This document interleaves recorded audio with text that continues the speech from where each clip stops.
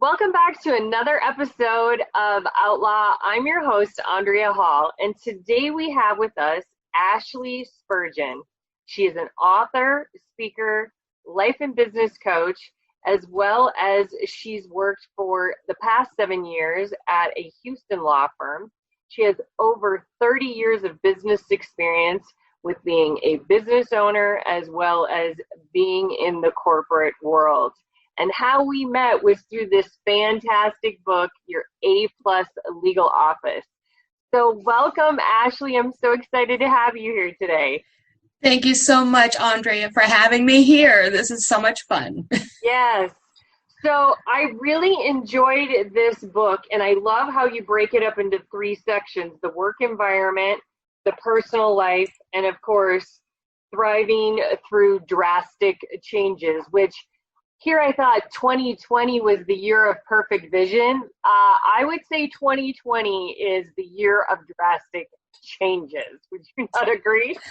I definitely agree. Actually, I started writing the book about 3 years ago. And so, of course, we had no idea that COVID was coming. And then it hit, and all of a sudden I was thinking, this book no longer applies.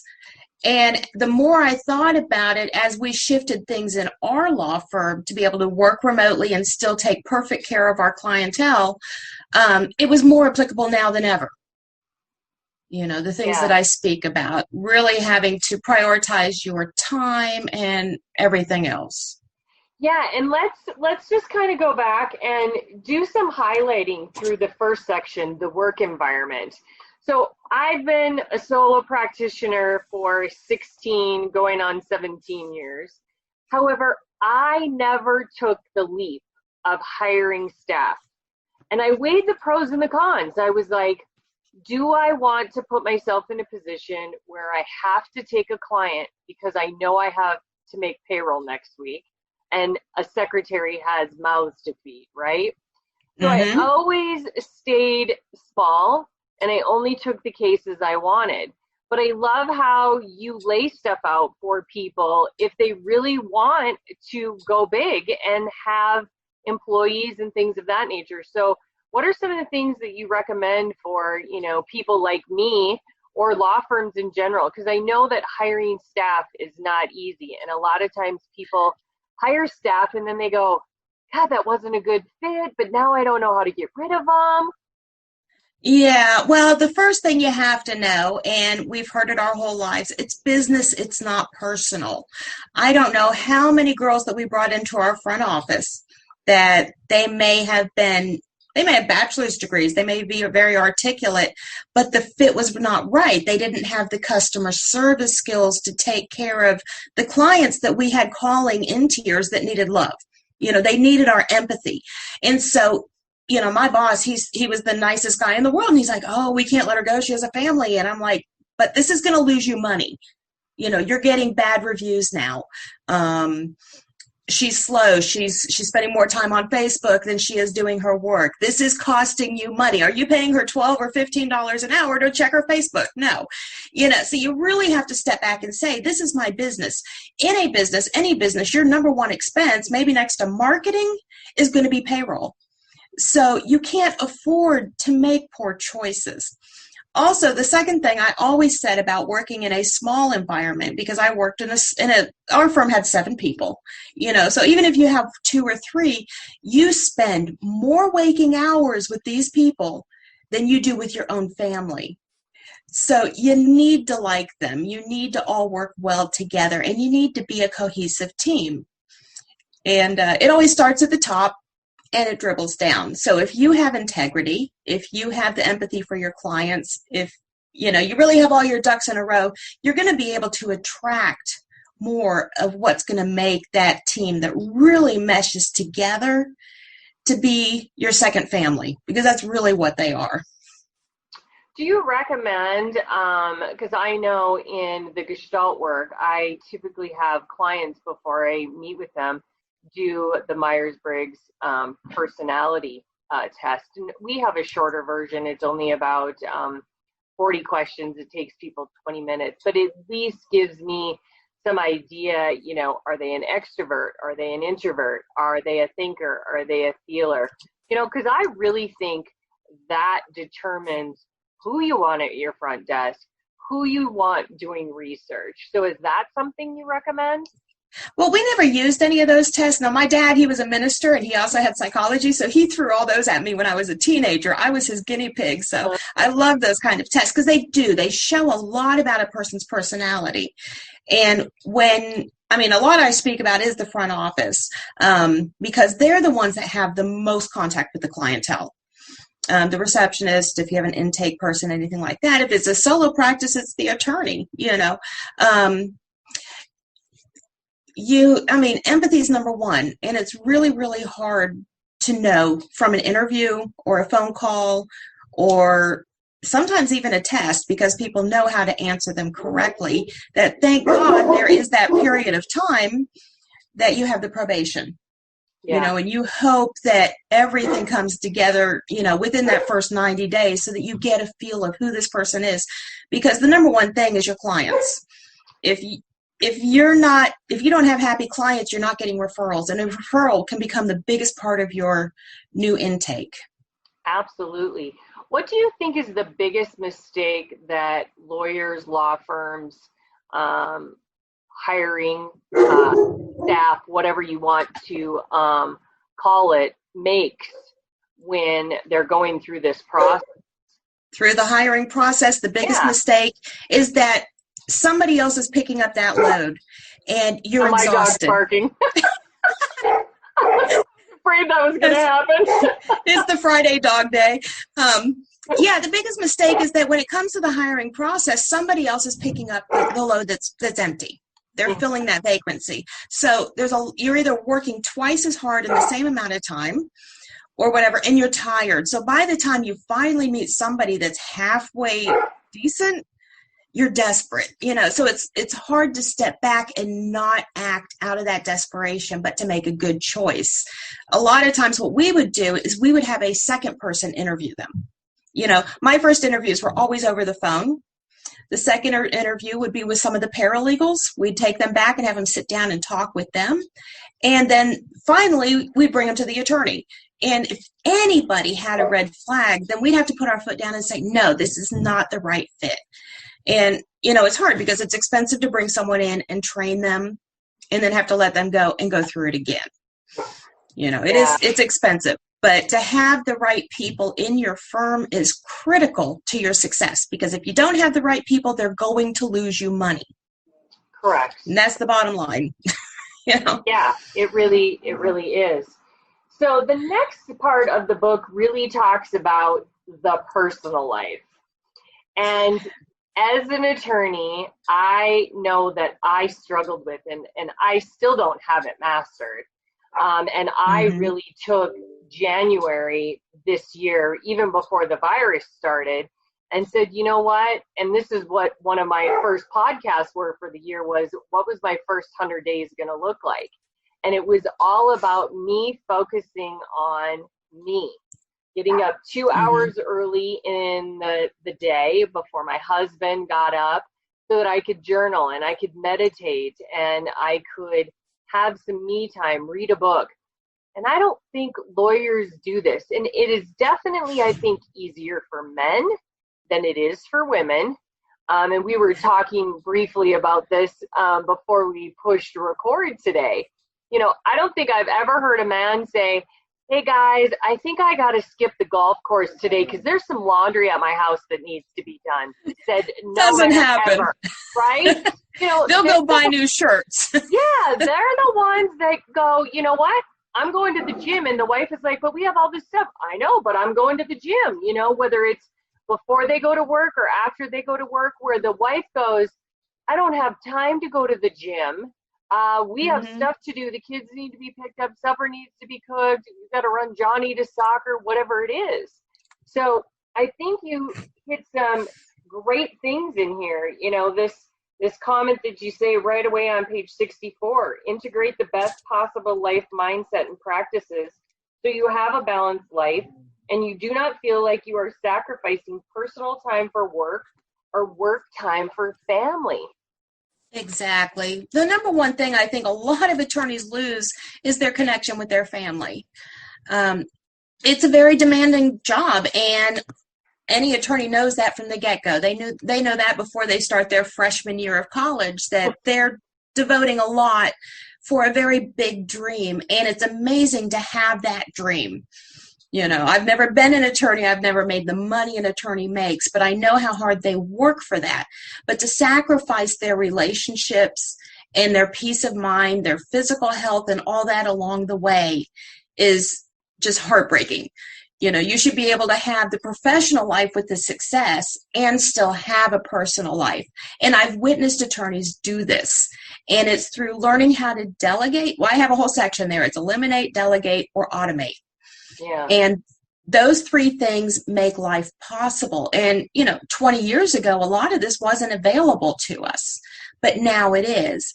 And it's just learning how to prioritize what, as the attorney, you need to do and what you can hand over to somebody else. And it's hard because most attorneys, because I know I'm one of these, we're type A people.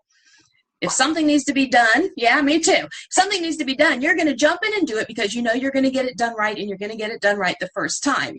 But when you get the right people behind you, assuming you're not a solo practitioner, you have a staff that you can trust to do these things for you. You don't need to check every phone call. You don't need to check every email. Let somebody else go through all those things and give you the important information that you need. Schedule your time where even your staff knows when not to barge into your office with a million questions. They say every interruption takes 23 minutes to recover from. And when you are a $250, $300 an hour person, you just lost a lot of money because of one little interruption. So it's really good. And even if you are a solo practitioner, there are so many remote services out there for you now, either an answering service or a data entry service for your marketing, or it's just unlimited. Whatever you need, there's somebody there that can do it for you at a lot less money than what it would cost you to do yourself. If you're looking at billable hours and you're doing unbillable work, that can be shifted somewhere else for a lot less money. Yeah. And I think so many times I loved your list. I call it my do, dump, or delegate list. Because many times my to-do list is so long and I get through it, or I don't get through it, and it gets moved to another list, and I finally go, is this really something I even want to do? It just keeps getting moved to the next to-do list. And it's like, okay, dump it, Am I really going to finish reading that book? Okay, if I'm not, get it out of here. I don't need it anymore, And I think so many times, like you said, us lawyers are that high type A personality, and we think we can do it better, or it's that control. If I give it to somebody else, are they going to make a mistake? Are they going to do it right? Is it going to be done when I said I wanted to? And like you said, it's finding that right person that you really trust, that they have your back, you've seen what they can do, and you can start letting the rope out a little bit at a time, so they can get some relief. Well, the whole concept is hire a staff that's, well-skilled, well-trained, and then they know what to do. When I first started at my law firm, I used to laugh because my boss would go on vacation. He'd be in Bali, and he's emailing us and calling us. And I finally asked him, do you trust us to do our jobs? If not, why did you bring us on? Because when you get back home, everything's going to be fine. And finally, one year he went to Vietnam and he didn't call the whole time. I was so proud of him. It's like, is that letting go, understanding and trusting that you've hired the right people. They do good work for you. You don't have to look over their shoulders, because if you're passionate about what you do and you really care about your clients and the service that you're giving them, then your staff is going to feel that. It starts at the top and it trickles down. When you believe in what you're doing, your staff is going to believe in what you're doing. I know we became my boss's biggest cheerleaders. I used to tease him that he was a celebrity in Houston because we were always ranting and raving about what an awesome attorney he is, to get those people in the door, because these people are terrified to come see an attorney. Yeah. Yeah. But right. So the other thing that you mentioned, and you just were talking about it, is, reordering your priorities, shutting off the sound of your phone, turning off the email, remote work 1 or 2 days a week. And I actually, about 7 years ago, maybe 8 years ago already, started working from home. And so when the virus hit, nothing in my world really changed. I had always worked from home. But the only difference was we weren't now going to court.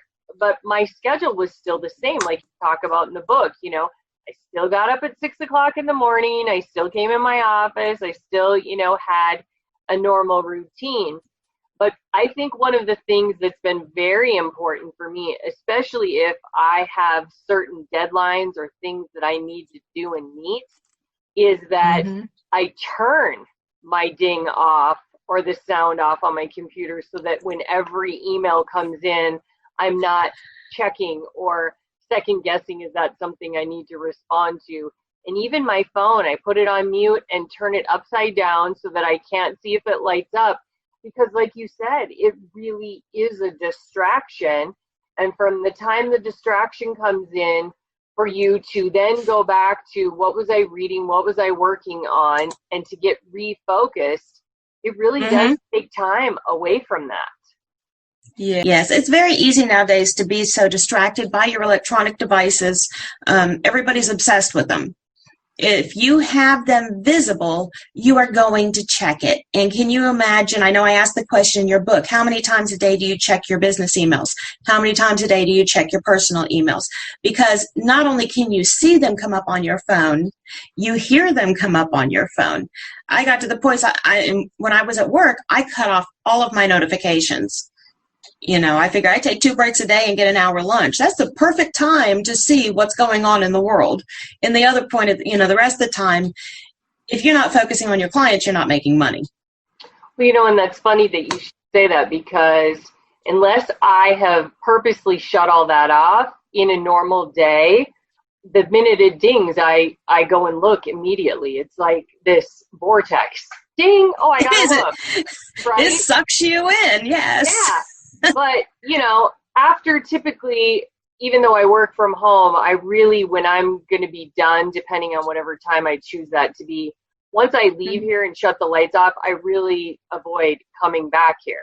Now, I have a laptop in the other room, and sometimes, if my husband's not here, then I, play on my computer out there. But it's amazing how I can waste an hour in the morning going through, and for the most part, all of the stuff that comes into the email from the time I've left till, 5, 6 o'clock in the morning is junk. I don't look at it. I spend more time pushing the delete button than I do looking at anything. But then once I've deleted that, then I go on Facebook, and it's like, that just sucks the life right out of me, and an hour's gone, poof. Exactly. I mean, you go with one intention to do one little thing, and before you know it, you've read the latest, post from all of your associates or friends. But it's a time waste. And really, if you want to reclaim your life, you have to set priorities over how much time you're going to do any particular thing. And that's why I was saying in the book, when your day is over, I have an office at home, and when I was still looking at, working for the law firm, it was so easy to jump on the computer and all of a sudden start answering client emails. And then I said, thank God I have doors on my home office that I can shut it down and close it. Because I know if I go in there, that's an hour or two that my family isn't getting my time. And I'm not even the attorney. Right. Yeah. Yeah. It just, it's a shame when your profession becomes your whole life, because we're supposed to work so that we can live, not live to work. An old phrase. Yeah, and I don't think the legal profession is the only one that struggles No. with that. I think the medical profession does. Anybody who is high up in a company is the CEO, CFO, COO, C whatever acronyms they now have for everything. I think Yeah. the higher up you are in the company, the more stress that goes along with that, the more responsibility, and the more I guess, pressure to Yeah. have everything perfect and have everything done and it to be done on a certain timeline and all that stuff, I think is insane. And it's with any profession, because even when I was working on writing the book, I talked to other people. I talked to doctors. I have a friend that's a CPA, and he's a huge advocate of this: have a life outside of your practice. So it's anybody really. And there's a saying in the coaching business too, is that the higher up you are, the lonelier you can be, because other people can't relate to the type of stress that you have. You're not going to go and tell your coworker that you're really stressed out about meeting payroll. So really all that stuff you keep in, and thank God for coaches. Yes. Yeah. And it's been a journey. It's nothing that I've come to easily. And, I remember my homeopathic doctor after I came back from a trip with my girlfriends in Mexico, and he was like, "You're stressed." I said, "How could I be stressed? I've been in Mexico for 7 days on the beach drinking margaritas." And he's like, "You operate at such a high level of stress that normal people couldn't even function in, that you don't even realize that now that you've stepped away from 7 days, that you're still stressed, but that's what normal people are stressed, and you think you're relaxed, and you're not even remotely close to being relaxed." Yeah, I noticed a big difference when we closed our law firm. It was like I slept for 7 days straight. And I said, I had no idea. I was so tired. And I talked to one of our paralegals. I said, I am recovering from 7 years. Right. And, I wasn't even the attorney. We had 2 of those. I hate to see what they went through. But, that's where attorneys, if they have a staff, they can really learn to lean on their staff and to ask people to take things over for them. You really have, really, really just have to sit back and look at your list of everything you're trying to do yourself and say, what can somebody else take care of? Chances are you don't want to ask a paralegal. We used to always tease that don't ever ask paralegals to answer the phone, because they already see the stacks of work on their desk. Give that to somebody in the front office. Yeah. But, it's a wonderful lifestyle, but you just don't want to sacrifice your whole life to do it. You don't want to be 65 years old and look back and say, I lost all my friends. I lost my family. There has to be a way to make a happy medium. And there is, because I've seen so many professionals out there who learned how to obtain that balance. Yeah. And balance is the key. And balance, I think, is different for everybody. My balance is not someone else's balance. And that's what I think people have to understand as well. So, Ashley, if people want to get this amazing book, where can they find it? They can go to Amazon.com and just type in my name, Ashley J. Spurgeon. It will pop right up. Or they're welcome to contact me at ashleyjspurgeon@gmail.com, and I will put a copy in the mail for you. Now, is that also if somebody wants to coach with you, wants to bring you into their law firm, is that where they can reach you as well? They can, yes. It's Ashley J. Spurgeon. Spurgeon is SPURGEON @gmail.com. I will respond probably within 24 hours. I will be glad to give you a free 30-minute strategy session just so we could talk about what your practice looks like and what your life looks like and what your goals and your dreams are. This is very personal. Awesome. Everybody is so different. Yeah, and that's awesome that people can try you out, because I think coaching is a huge part. It's been a huge part of my life for the past, 12, 13 years. And I always have a coach. I have a coach now. And depending on what I'm working on, in fact, I just am working with somebody on some exercise stuff, plus I got another coach. You know, depending on what you're working on, I think it's important that you have somebody in that area. And not every coach is a good fit for every individual. And so that is something that I really want to focus on with this podcast too, because I believe in coaching, but not everybody's a good fit for me. So I want people to have other things that they can look to for support, because I really believe now more than ever, people are crying for the support that they probably needed a long time ago. Well, and right now there's been such a shift. You know, everybody says, oh my gosh, this is such a tragedy, everything that's happened. And I'm saying, oh my gosh, these brand new doors of opportunity have opened up for anybody in any kind of service industry. And it all falls down to the clients that we want. The clients are there. You know, you can't say, oh my gosh, because the court stopped for a little while. There's no need for family lawyers. I've heard that the divorce rate has just gone crazy, you know. Well, and it's the same thing as a criminal defense attorney. Like, people didn't stop committing crimes. Exactly.